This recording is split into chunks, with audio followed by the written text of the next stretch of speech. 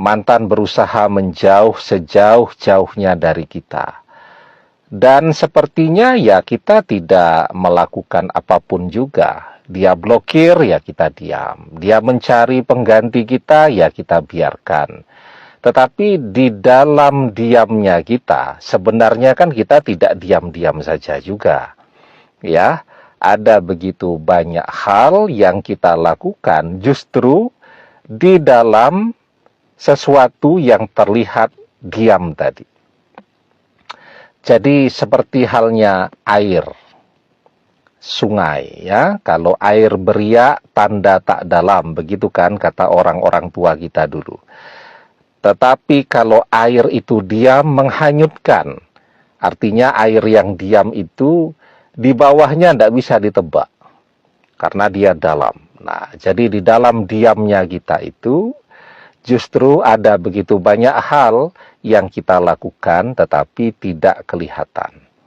Nah, apa yang mantan rasakan nih ketika kita masih mencintai dia diam-diam atau dalam diam? Yang pertama, mantan akan selalu teringat kepada kita. Nah, kita beberapa hari ini cukup sering ya membahas tentang koneksi pikiran.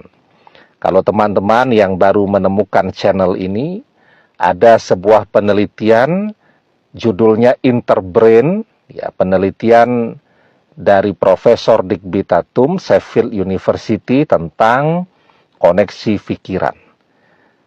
Seperti halnya wifi, ketika kita memikirkan seseorang, orang itu otomatis pikirannya langsung terkoneksi dengan pikiran kita.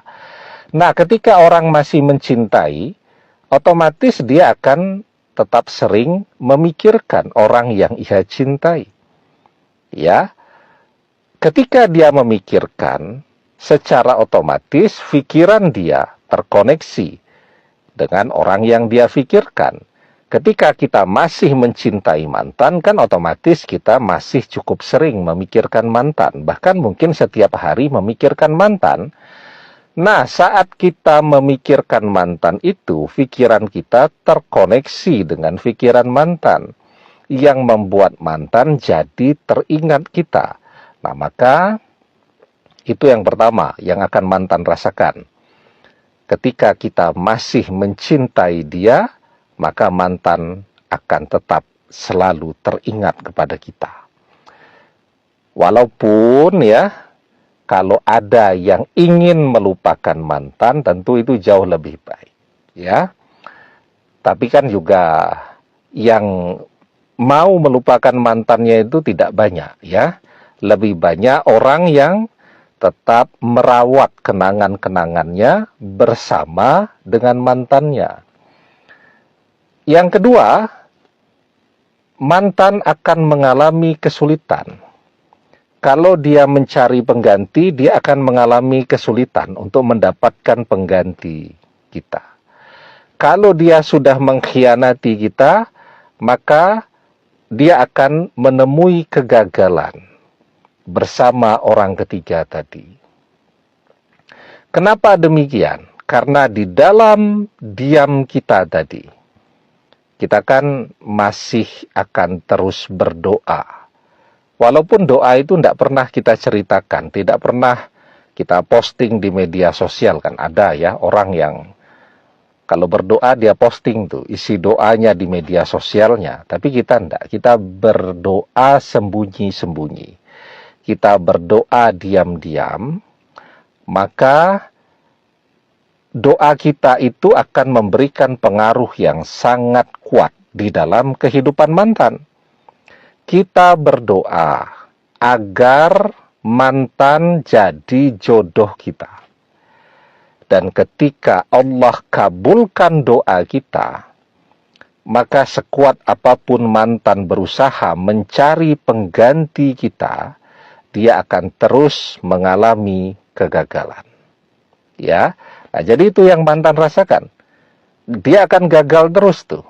Ketemu seseorang yang sesuai dengan hatinya, orang itu tidak setia.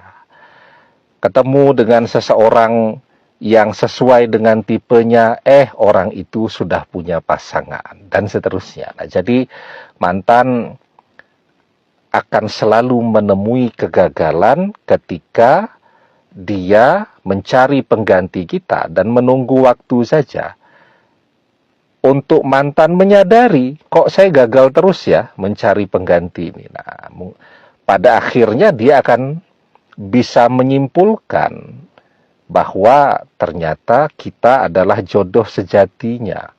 Karena apa? Karena ketika dia mencari pengganti kita, dia gagal terus. Ya, tidak ada satu orang pun yang kemudian bisa bertahan lama-lama bersama dia. Jadi seperti dia dipagari. Ya, walaupun memang tanpa kita sadari, ketika kita berdoa agar mantan itu menjadi jodoh kita dunia akhirat, itu adalah pagar doa yang paling kuat, yang membuat tidak ada satu orang pun yang bisa mendekati mantan. Ya, kan kita berdoa agar mantan itu menjadi jodoh kita dunia akhirat.